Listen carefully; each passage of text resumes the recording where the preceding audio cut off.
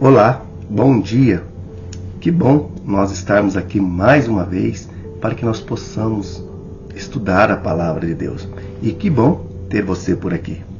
Isso é muito bom, porque isso nos mostra que o Espírito Santo está agindo na sua vida e que você tem ouvido a voz do nosso Deus.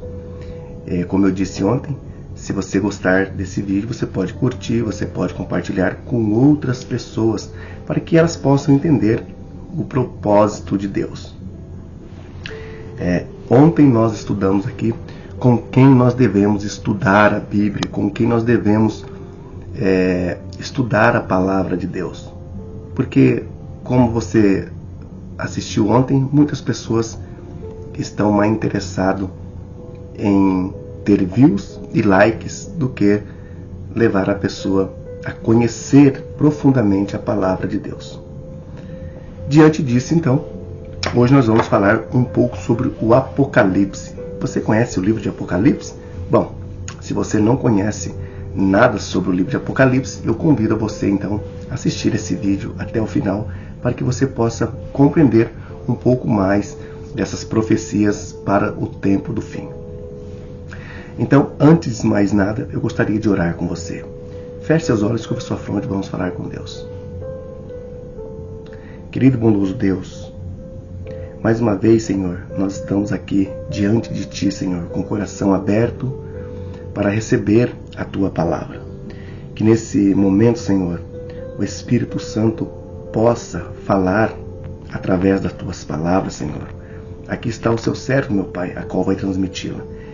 Que essa pessoa aqui do outro lado, Senhor, vai estudar, vai ouvir essas palavras, Senhor, que ela possa guardar no coração dela, Senhor, as Tuas palavras, porque é a palavra para o tempo do fim.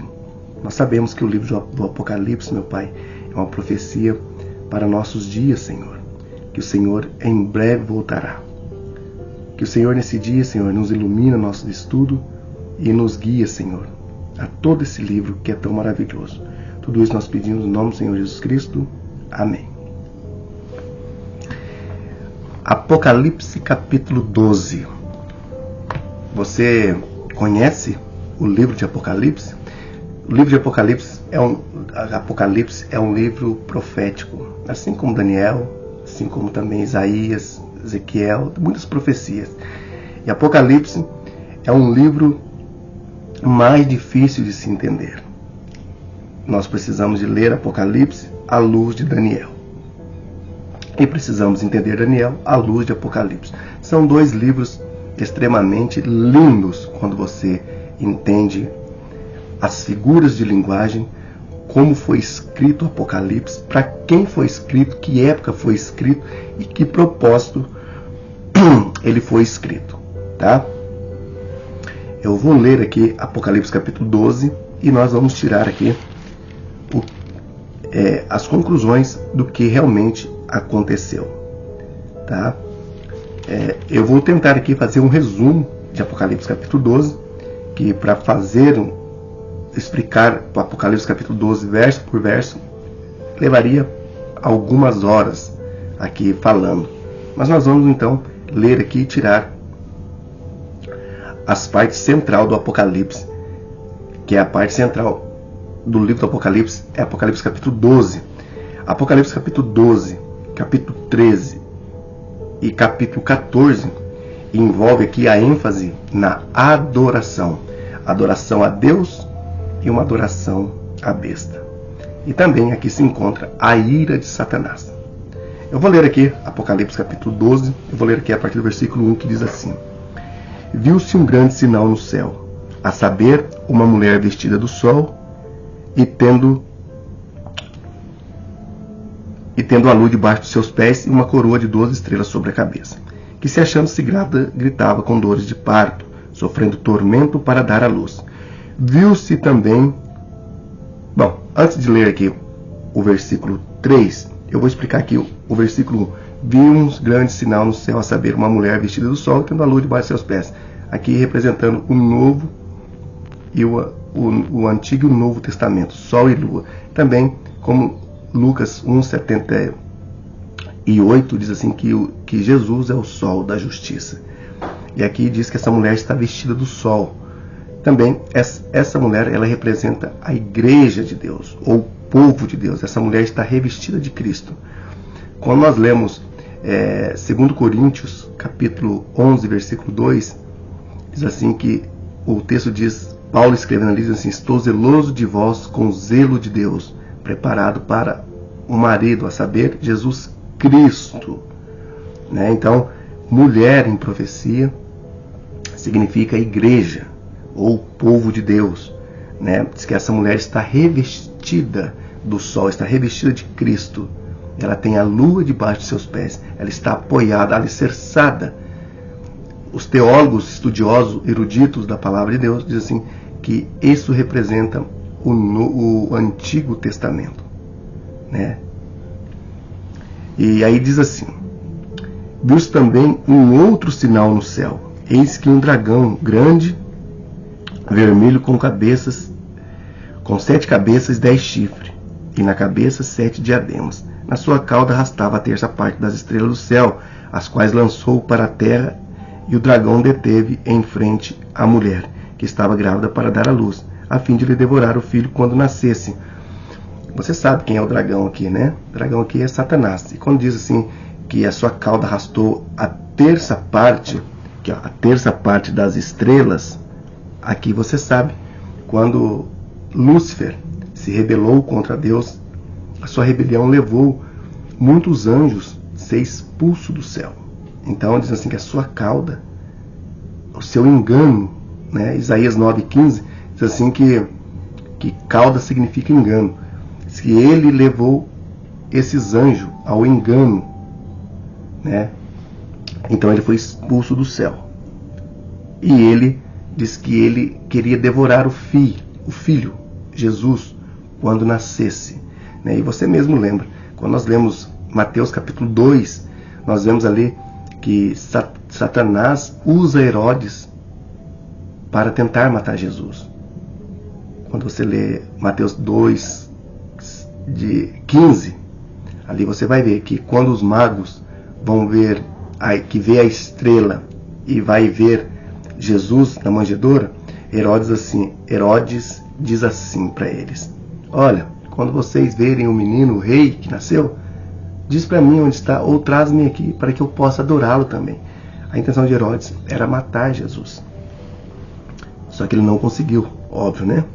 Mas lembra também que ele diz assim, que ele também mandou matar as crianças de 2 anos para baixo.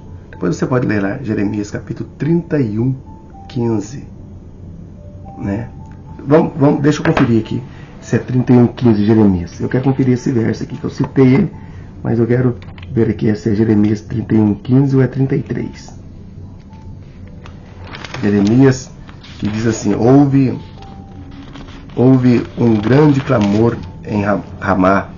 Vamos ver, Raquel chorava pelos seus filhos, né? Jeremias 31:15 diz assim: houve um grande clamor em Ramá, pranto e grande lamento, era Raquel chorando por seus filhos e inconsolável por causa deles, porque já não existem. Quando Herodes mandou matar ali as crianças de 2 anos para baixo, tá? E aqui então diz assim: nasceu-lhe, pois, um filho varão, que há de reger todas as nações com cedro de ferro, e o seu filho foi arrebatado para Deus até o seu trono. Que quando Jesus morreu, ressuscitou e foi levado para o céu. E diz: e a mulher, porém, fugiu para o deserto, onde lhe havia Deus preparado um lugar para que nele sustentasse durante 1260 dias. 1260 dias. Aqui esse 1260 dias significa 1260 anos em profecia. Tá? Quando nós lemos Números, capítulo 14, 34, quando Deus pediu para o povo espiar a terra, Deus vai dizer assim: eu vou dar para vocês cada dia por 1 ano. Depois você dá uma olhadinha lá. Também Ezequiel capítulo 4, versículo 7. Tá? 1 ano em profecia que vale Um dia em profecia, aliás, equivale a um ano. Tá? Ficou claro até aqui? Você entendeu? Então, quando em profecia você lê aqui um ano, um tempo, 2 tempos, metade de um tempo, vai significar ali anos. E nesse tempo, então, a mulher fugiu para o deserto, onde ela foi sustentada por Deus. Quando diz que a mulher fugiu para o deserto, está dizendo exatamente que a mulher ficou longe dos ensinos do paganismo. Durante 1260 anos, Deus sustentou o seu povo, a sua igreja no deserto. Isso demorou de 538 depois de Cristo a 1798 depois de Cristo. Isso foi a era papal medieval, quando ali eles perseguiam o povo de Deus e matavam.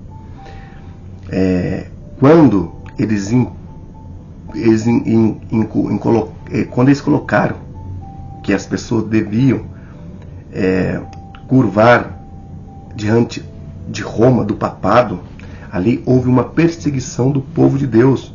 As pessoas que não submetessem às doutrinas de Roma eram perseguidas e mortas.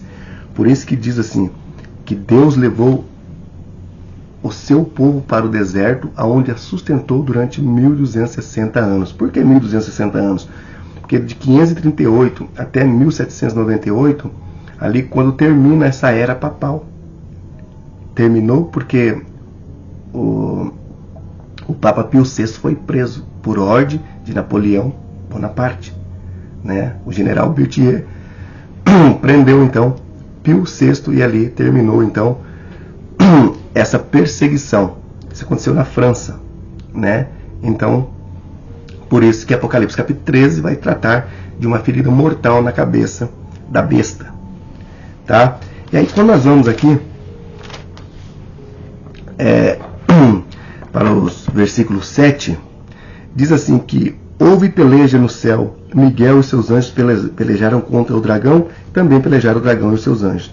Todavia não prevaleceram, nem mais se achou no céu o lugar deles. E foi expulso o dragão, o grande dragão, a antiga serpente, que se chama Diabo, Satanás, e o sedutor de todo o mundo. Assim foi atirado para a terra, e com ele seus anjos. Então ouvi uma grande voz no céu, proclamando: agora vem a salvação e o poder, e o reino do nosso Deus e a autoridade do seu Cristo.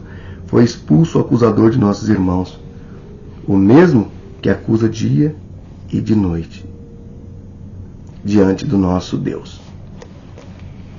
Houve peleja no céu. Miguel e seus anjos pelejavam contra o dragão, e o dragão e seus anjos pelejavam com Miguel. Tenha em mente que quando Satanás ele inculcou nos anjos que Deus era um ditador, que Deus que queria ser adorado por força, Satanás começou a inculcar essas coisas na cabeça dos anjos. E uns anjos se rebelaram também contra Deus. Por isso que diz assim que o dragão levou 1/3 das estrelas, ou dos anjos, né? Ele foi expulso do céu. Miguel. Quem é Miguel? Nós já fizemos um estudo aqui sobre Miguel. Miguel, no hebraico, Micael, que significa quem é como Deus. Pelos estudos dos eruditos, muitos homens de valor, homens que estudam a palavra de Deus, diz assim que Miguel é o nome de guerra dado a Jesus Cristo, né? Que esse nome também, o arcanjo Miguel, aparece em 1 Tessalonicenses 4, 16 e 17, quando ouvir a voz do arcanjo, né? Também aparece em Judas 1:9, quando o arcanjo, né? Quando Miguel discutia com Satanás a respeito de Moisés.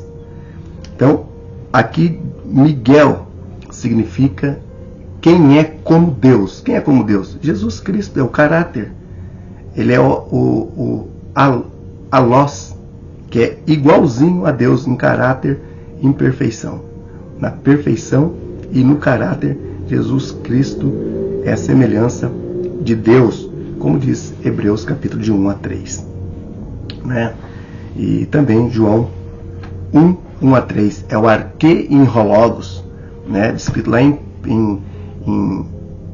João capítulo 1, versículo 1, em arque em hologos, né? Ele é o arque, é a palavra, é o princípio de Deus, é a palavra de Deus, né? Ele é o primogênito de Deus, né? E aí então o Satanás ficou irado. Por quê? Porque ele perdeu o seu lugar no céu. Ele perdeu a batalha.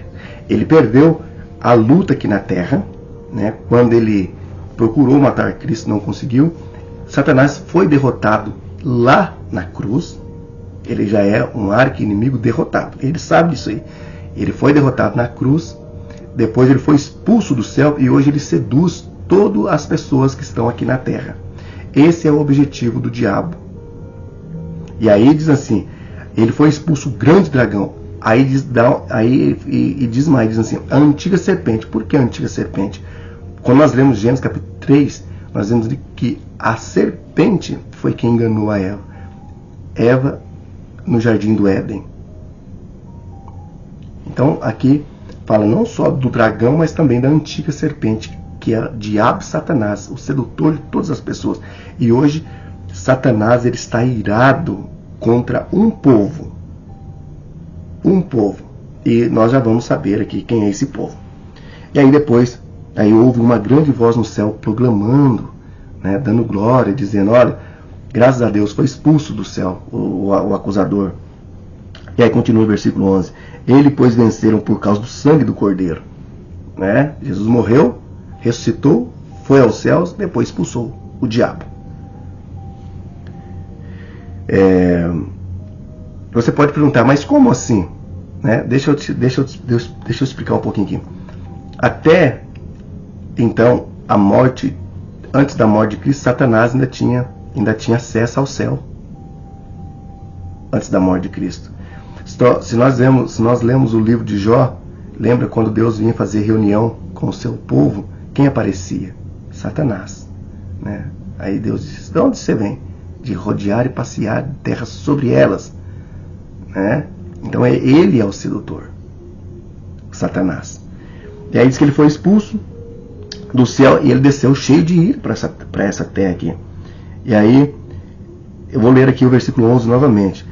Eles, pois, venceram por causa do sangue do Cordeiro, por causa da palavra do testemunho que deram, e mesmo em fase de morte não amaram a própria vida. Por isso festejai os céus e vós os que nelas habitais, ai da terra e do mar, pois o diabo desceu até vós cheio de grande cólera, sabendo que pouco tempo lhe resta.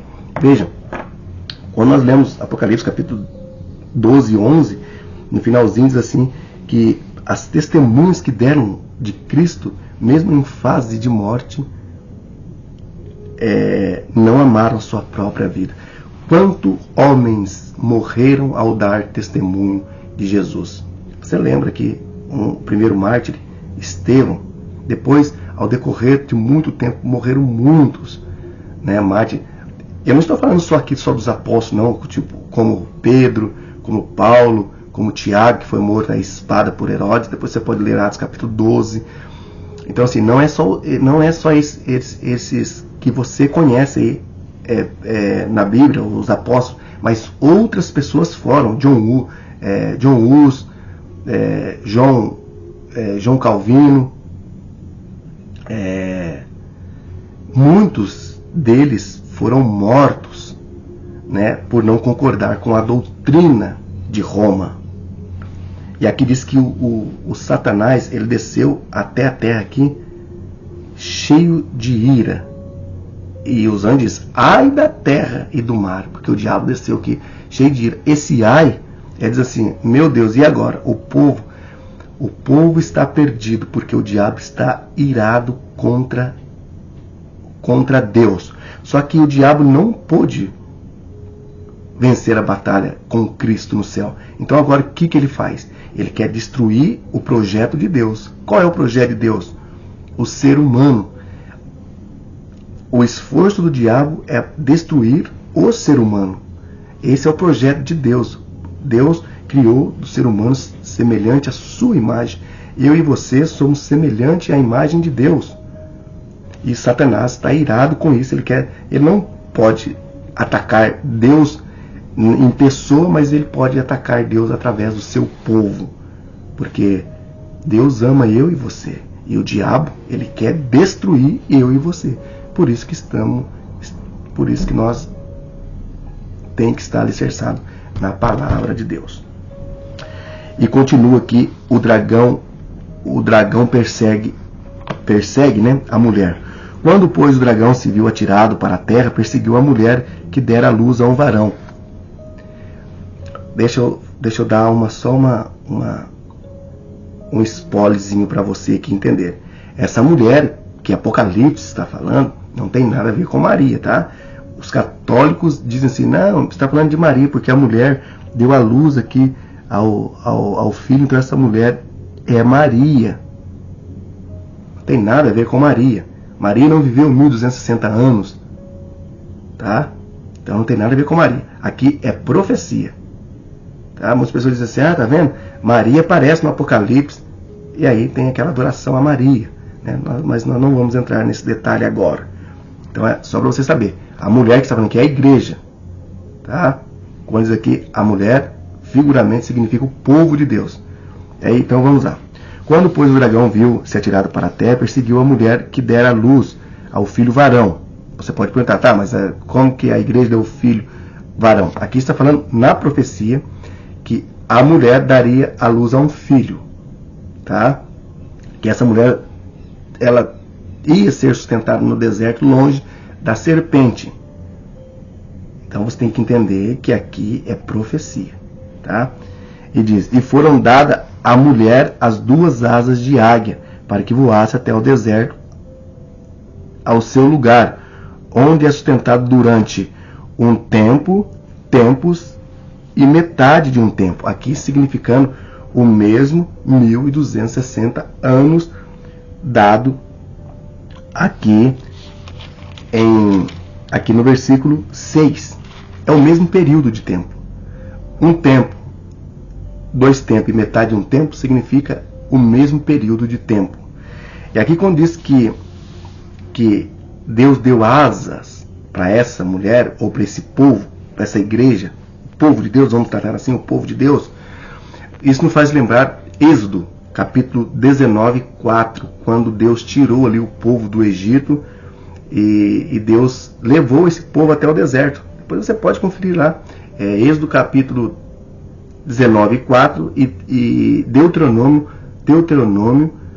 32, 11. Diz assim que Deus deu asa. E depois também é uma passagem muito linda em Isaías capítulo 40, né, acho que versículo 11, que diz assim, versículo 31, se eu não me engano, deixa eu conferir esse versículo. Isaías 40, aqui diz assim que sobre as asas, né? Isaías capítulo 40, versículo, deixa eu ver qual que é o versículo.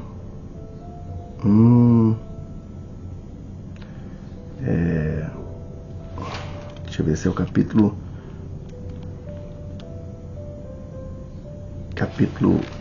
11. Não é o capítulo 11. Deixa eu ver aqui. Deixa eu achar aqui. É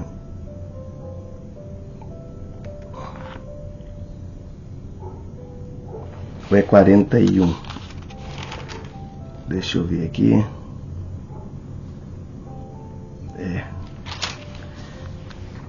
Então, eu não lembro agora se é Isaías 40,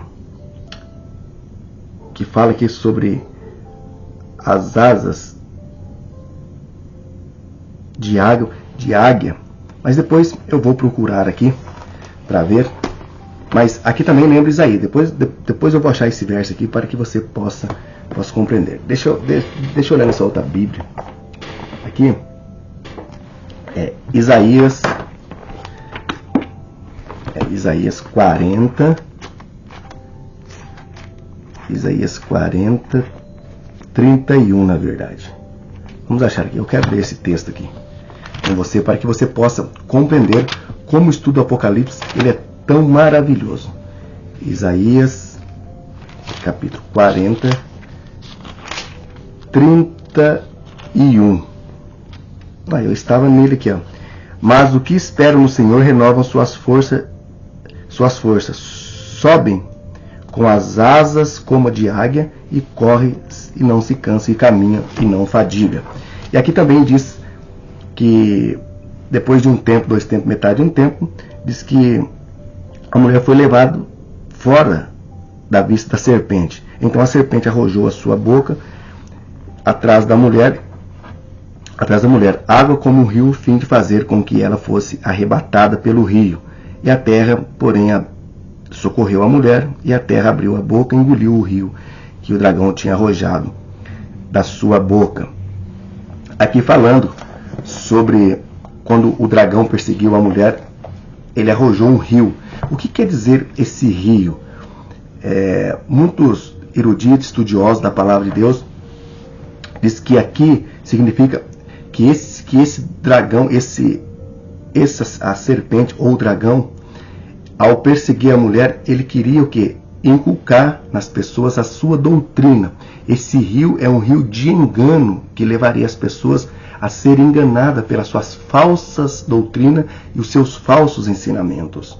Por isso que diz assim que a serpente arrojou a boca atrás da mulher, arrojou água. Isso aqui significa esse falso ensinamento. E hoje nós vemos essas falsas doutrinas e muitos falsos ensinamentos. Outro momento vamos fazer um estudo sobre Apocalipse capítulo 17 para você ver se não é isso que o texto está dizendo. Esse rio, essa enxurrada de enganos que as pessoas hoje estão mergulhadas.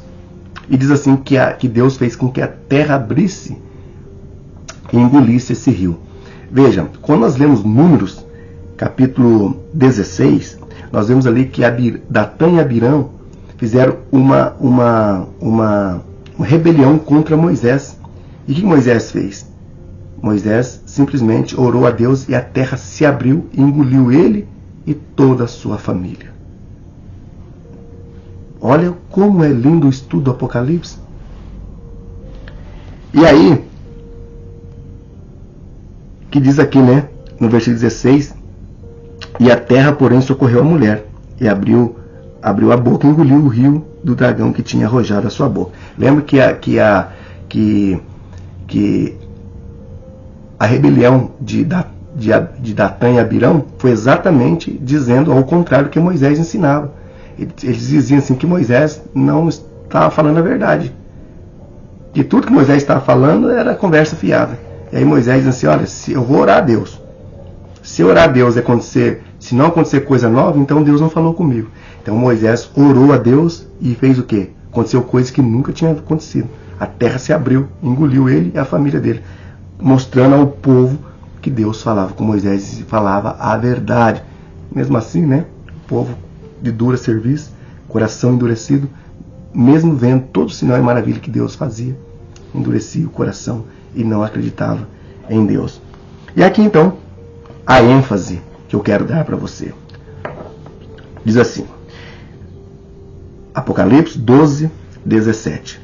Irou-se o dragão contra a mulher e foi pelejar contra o restante da sua descendência, o que guardam os mandamentos de Deus e tem o testemunho de Jesus, e se pôs em pé frente à areia do mar.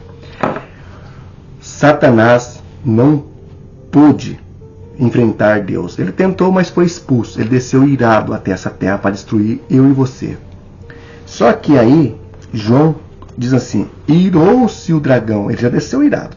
Ele foi pelejar contra quem agora? Ele foi guerrear contra os que guardam contra a descendência da mulher.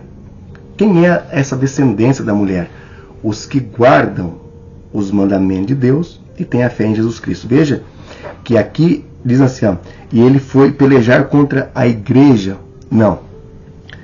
Ele irou contra a igreja de Deus. Veja, que agora mudou. Ele irou contra a igreja, mas ele foi pelejar contra o restante da sua descendência.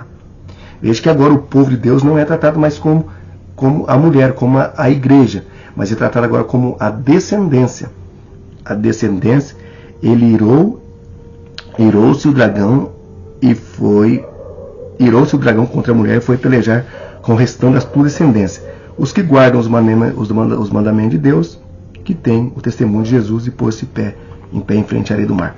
Por que que esse verso está aqui? Ele também aparece em Apocalipse 14:6.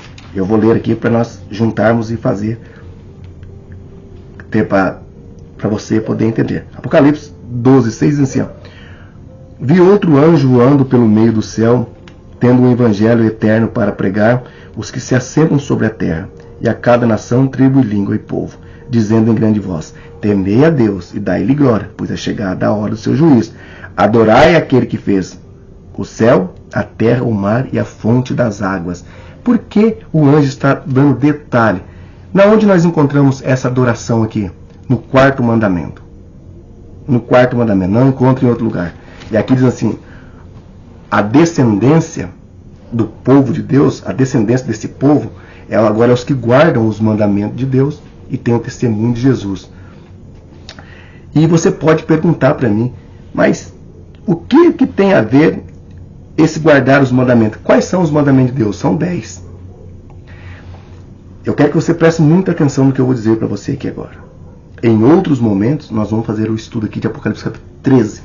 Você vai ver o que está em jogo aqui, Apocalipse 12. Por isso que Apocalipse 12:17 é um chamado trampolim, que ele vai dar agora o começo para o capítulo 13 de Apocalipse, que vai se tratar de adoração. O Apocalipse 12, no finalzinho de 12, 13 e 14, se trata de adoração. Quem vai adorar a Deus e quem vai adorar a besta. Está entendendo? Aí você pode dizer assim, ó, mas o que tem a ver aqui? Por que essa adoração é tão simplória? Ou seja, por que essa coisa de sábado e domingo? O que tem a ver? É uma coisa tão simples, nós podemos adorar qualquer dia. Apocalipse 13, no versículo 3, diz assim, toda a terra ficou maravilhada a seguir a besta, adorando o dragão que tinha dado autoridade à besta. E também adoraram a besta, dizendo, quem é como a besta? Quem pode guerrear contra ela? Aqui Satanás fazendo uma paródia de Micael, quem é como Deus, e aqui dizendo assim, quem é como a besta?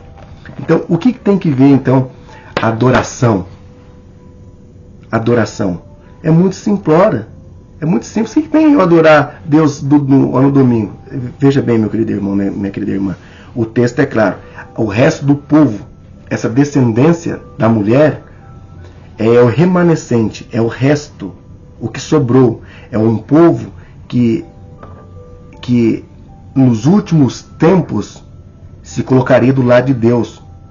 Vai haver, no futuro, não agora, mas futuramente vai haver um decreto chamado decreto dominical, que vai ser imposto. E aquele que não se curvar aos domínios, que vai ser colocado aí junto à cabeça do mar e da terra, Estados Unidos e o papado, eles vão impor o dia domingo. Quem é aquele que não santificar o dia domingo vai ser perseguido e até morto, você quer saber. Tá? Por isso que temos que estar preparados. E o que então tem a ver, se diz assim, não, mas essa adoração é muito simples. Veja bem, quando Deus pediu, Gênesis 3:15, 2:17 na verdade, Gênesis capítulo 2:17, que diz assim, para Adão e Eva, não coma do fruto da árvore do bem e do mal. Deus não pediu nada demais, foi uma coisa simples. Se Deus tivesse pedido para Adão e Eva pular no precipício, talvez Deus teria dito assim, olha, eu vou perdoar porque eu pedi algo difícil para eles. Mas Deus não pediu algo difícil para eles. Deus disse assim, ó, não coma da árvore do bem e do mal. Deus não castigou eles porque eles por simples fato de comer uma maçã, uma fruta, mas foi a própria simplicidade, o teste da própria simplicidade que tornou tão eficiente. Você entendeu aqui? Deus não pediu coisa difícil. Não é coisa difícil. Tem até uma passagem, se eu não me engano, agora eu vou citar aqui, mas eu não lembro bem agora, se é 1 Pedro capítulo 5, que diz assim que os mandamentos de Deus não são penosos para nós, né? Deus não pediu coisa demasiadamente difícil. É como Naamã. O profeta diz, vai lá e mergulha na água. Deus não pediu algo difícil para Adão e Eva. Só pediu para eles não comer a fruta. Não comer a fruta da árvore do bem e do mal. É a coisa simples que tornou tão eficiente. Então aguarde os mandamentos de Deus, principalmente o sábado, é importante. Está no contexto de adoração de Apocalipse 12, 13 e 14. Os 3 hebreus de Daniel capítulo 3. O que Nabucodonosor queria que eles adorassem a estátua.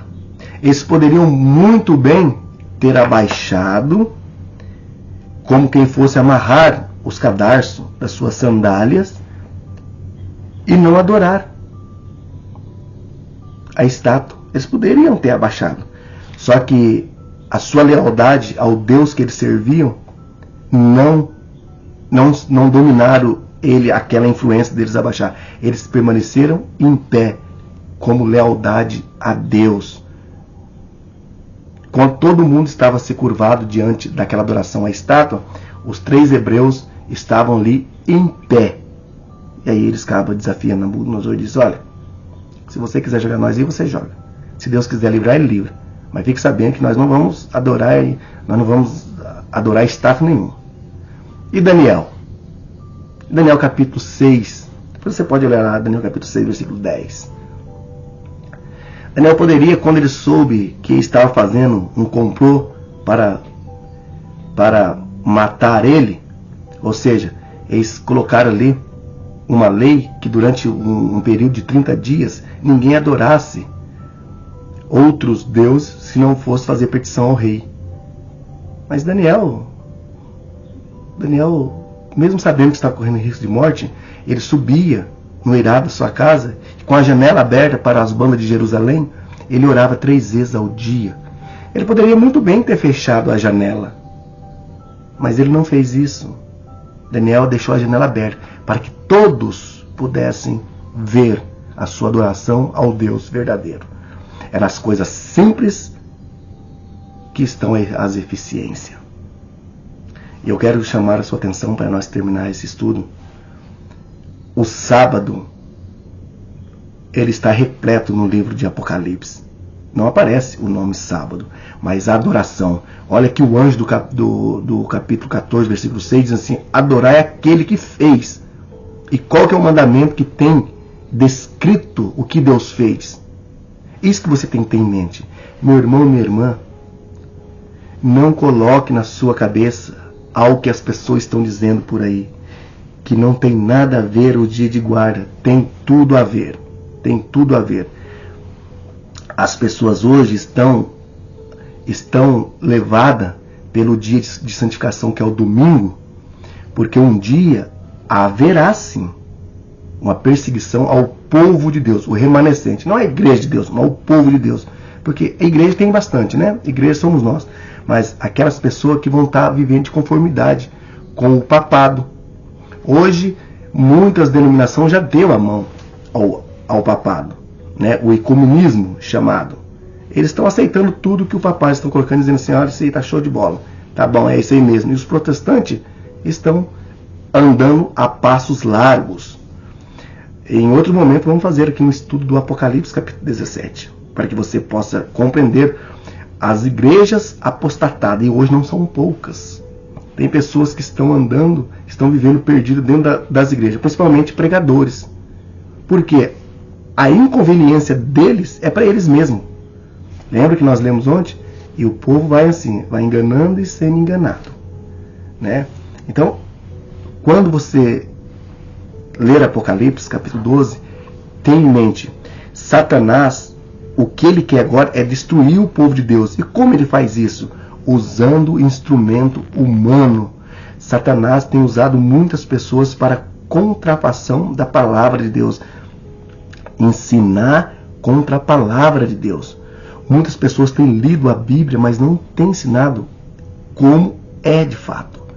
Tem colocado os seus pensamentos, tem colocado as suas vontades nas suas pregações, o seu achismo, as suas ideologias, as suas filosofias, elas têm colocado isso no texto bíblico. E muitas pessoas têm dito assim, nossa, como eu estou vendo que a pessoa, como é inteligente essa pessoa. Satanás quer destruir o povo que vive desatento, o povo que não lê Bíblia, o povo que só gosta de ouvir. Nós não estamos vivendo um tempo mais que temos que ficar só ouvindo, temos que estudar. Aqui você pega, ó, eu tô com as minhas Bíblias aqui, ó, eu gosto de estudar assim, eu tenho a versão, essa versão aqui, que eu estudo, Genebra, também tem a NVI, que é uma linguagem mais fácil, de repente, não sei qual a linguagem que você usa para ler suas Bíblias, mas leia a Bíblia, aqui você estuda a Bíblia. Satanás, nos últimos tempos, ele quer destruir o povo de Deus, o povo que está vivendo no bye-bye aí, que não está nem aí, que é isso mesmo. Romanos 2,11 diz assim que Deus não faz acepção de pessoa. Romanos 2,13 diz assim que Deus não se agrada só ao ouvinte, mas daquele que pratica, que lê. Então nós temos que estar atento ao que vai acontecer. E temos que escolher o lado certo de ficar. Então, as coisas simples, que parecem simples, essa briga por causa do sábado e domingo, não é uma briga nenhuma. Se todo mundo conseguisse entender o propósito de Deus, todo mundo ia guardar, santificar o dia de sábado. E eu só vou ler aqui o último versículo aqui da Bíblia para nós orar, para encerrarmos. Apocalipse 13:11 diz assim: vi ainda outra besta emergir da terra, possuía 2 chifres, parecendo cordeiro, mas falava como dragão. Então, meu irmão, minha irmã, tenha em mente, estude a Bíblia, não deixe ninguém te enganar, dizendo que o dia de santificação é o domingo. Apocalipse 12, 13 e 14 vai falar de adoração. E lembre-se, o teste que Deus deu a Adão e Eva era simples: não coma da árvore do bem e do mal. Os 3 jovens não se curvaram, poderiam abaixar ali para querer disfarçar, amarrar os cadarços das suas sandálias e encurvar-se e não adorar a estátua, também não fizeram. Daniel poderia ter fechado a janela, mas não fechou. E o povo, o remanescente da mulher, os que guardam os mandamentos de Deus e têm o testemunho de Jesus, no final dos tempos, eles vão estar em pé ao lado de Cristo, mesmo sofrendo perseguição, vão santificar o sábado, pois o sábado é o único dia que aparece como adoração ao dia do Senhor. Aqueles que amam Jesus, amam a Deus e o Espírito Santo, santificam e guardam o sábado. Isso não quer dizer que você nesse momento tem a marca da besta, porque isso não saiu ainda. Um dia você vai ter que decidir que lado você vai estar e que marca você deseja receber, se é o sinal da besta ou o selo de Deus. Feche seus olhos, com a sua fonte, eu quero orar com você. Querido bondoso Deus, obrigado, Senhor, por esse estudo, Senhor, onde nós aprendemos, Senhor, que nós devemos temer, Senhor, o Teu nome e adorar aquele que fez o céu, a terra, o mar e tudo que nele há. O Satanás já é um ser derrotado, meu Pai, ele sabe disso aí. Ele já foi derrotado na cruz, ele foi expulso do céu, e ele sabe que pouco tempo lhe resta. Por isso agora, meu Pai, ele deseja levar milhões e milhões de pessoas para a grande batalha final. Nós sabemos que o Senhor já é o vencedor, e nós desejamos ficar ao seu lado. E nós oramos, Senhor, para aquelas pessoas que ainda estão indecisas, que elas tomem posição e fiquem do lado vencedor. Tudo isso nós pedimos no nome do Senhor Jesus Cristo. Amém. Amém? Que Deus abençoe grandemente a sua vida. Eu te espero então num próximo estudo. Até lá, se Deus assim nos permitir.